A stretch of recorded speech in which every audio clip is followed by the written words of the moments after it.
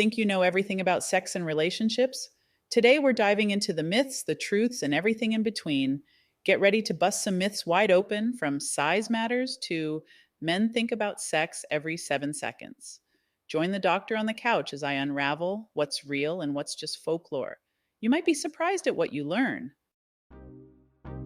Good day, my wise listeners, and welcome to another episode of The Wisdom of Sex. I'm your host, Dr. Wisdom, here to help navigate the twists and turns of the human heart.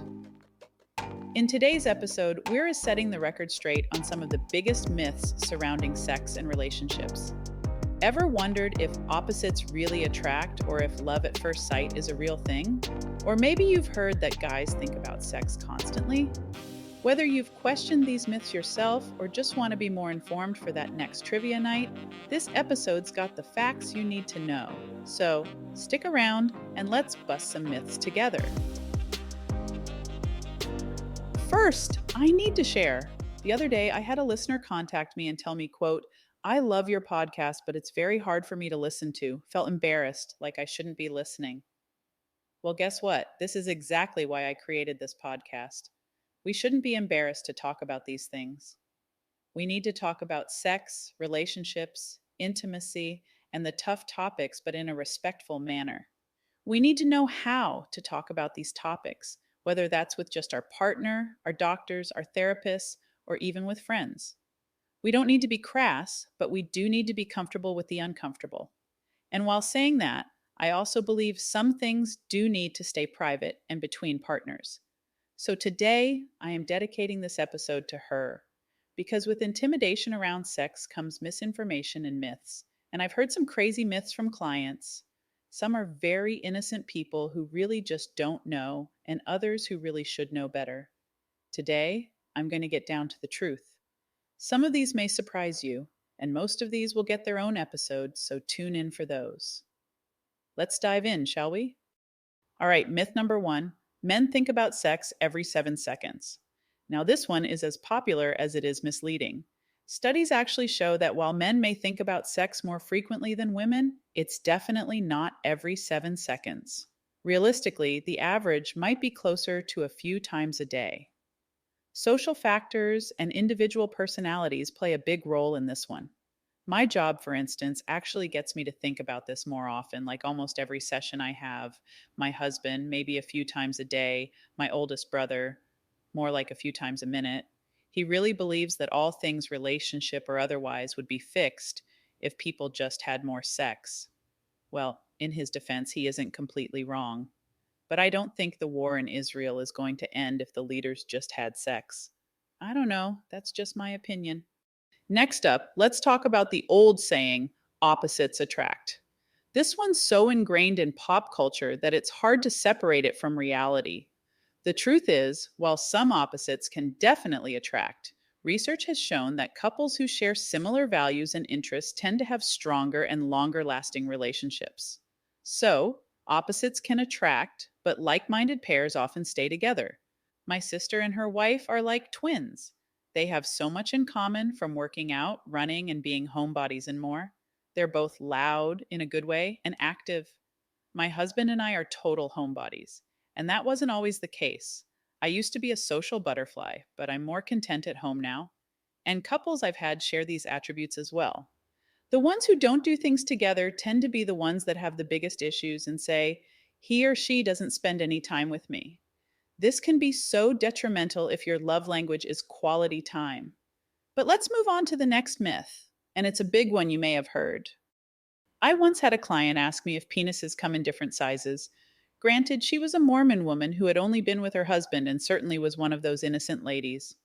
But the notion that size is essential for a satisfying sexual relationship is, in reality, far from accurate. Research and surveys have consistently shown that emotional connection, communication, and understanding between partners are what really lead to satisfaction. In other words, it's not about size, it's about quality and connection. And with that said, I have to call bullshit on these researchers and surveys that honestly were probably done by those who have little ding dongs. Now, I did say at first that size doesn't matter in relation to satisfaction. And I say that because there are other ways to satisfy your partner. So don't get me wrong, size most of the time doesn't matter. but let's be real. Some men sadly have a condition referred to micropenis, where the penis stretched out to its maximum doesn't extend past 3.6 inches. And if we're being completely honest, the girth is also super important.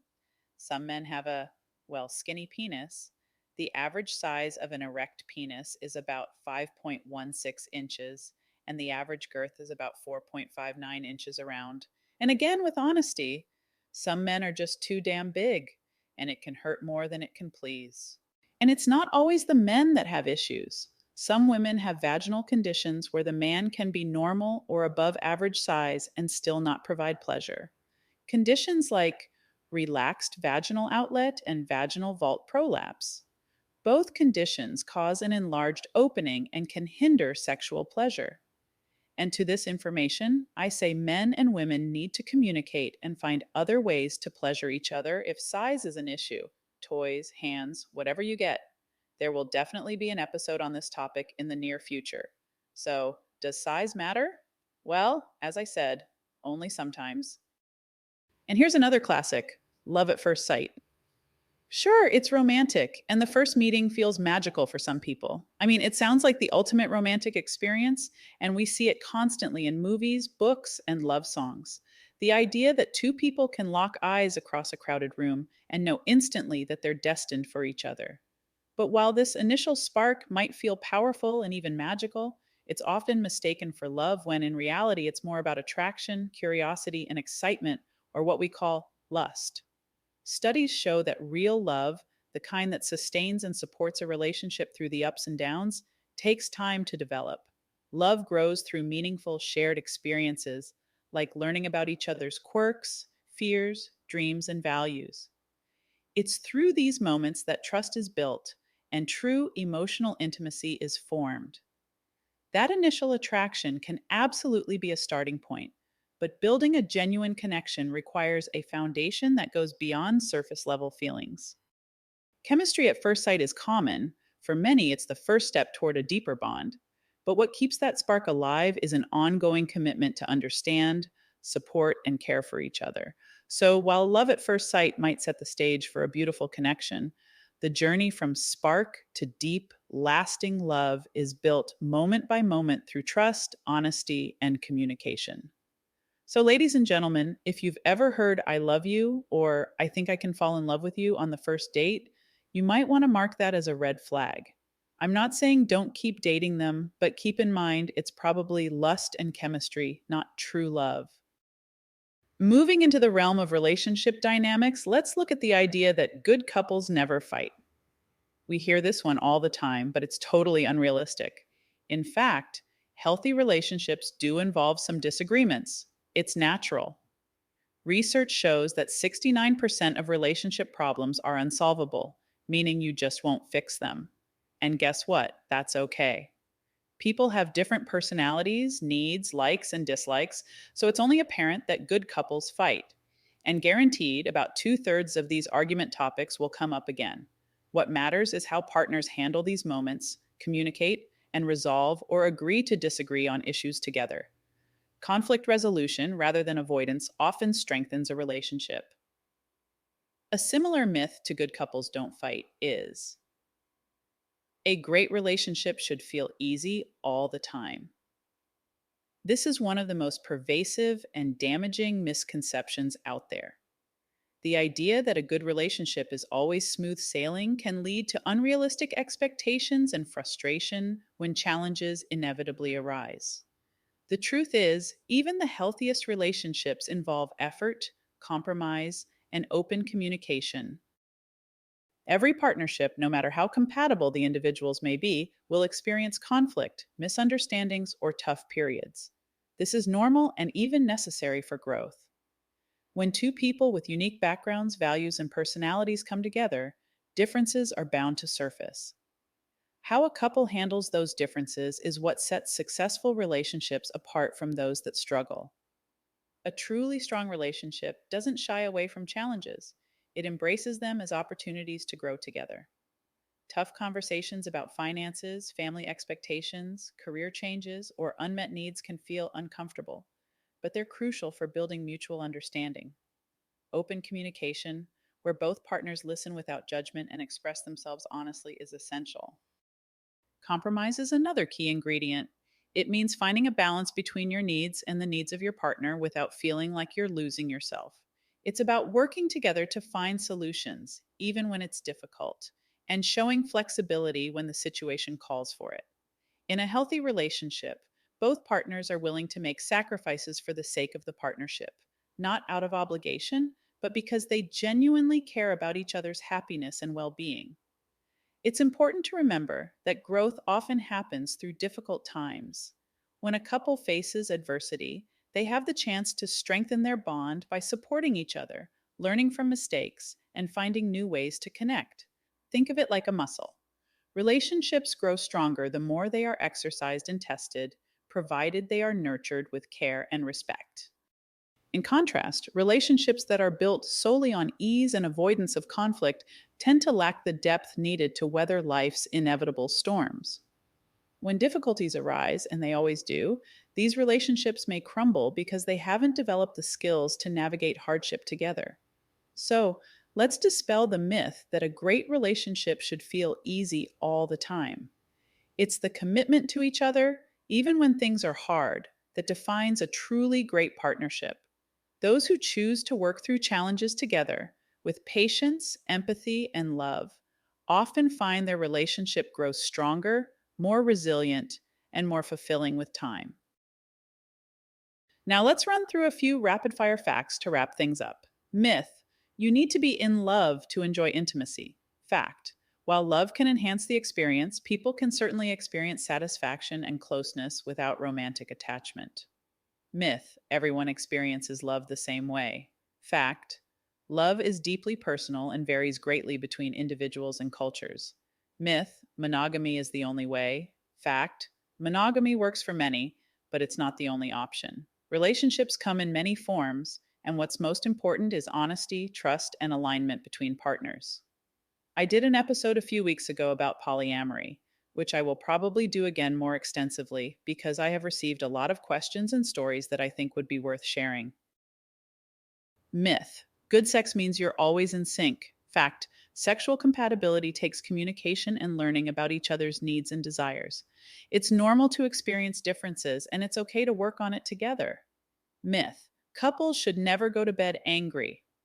Fact: while resolving conflicts quickly can be healthy, it's okay to take a break and cool off. Sometimes sleeping on it can lead to a more productive discussion the next day. Myth: true love is all you need. Fact: love is important, but it takes more than just feelings to make a relationship work. Trust, respect, communication, and shared values play major roles. Myth: jealousy is a sign of love. Fact: occasional jealousy can be normal, but excessive or controlling jealousy is a sign of insecurity and can harm a relationship. Healthy relationships are built on trust and mutual respect. Myth: great relationships don't have secrets.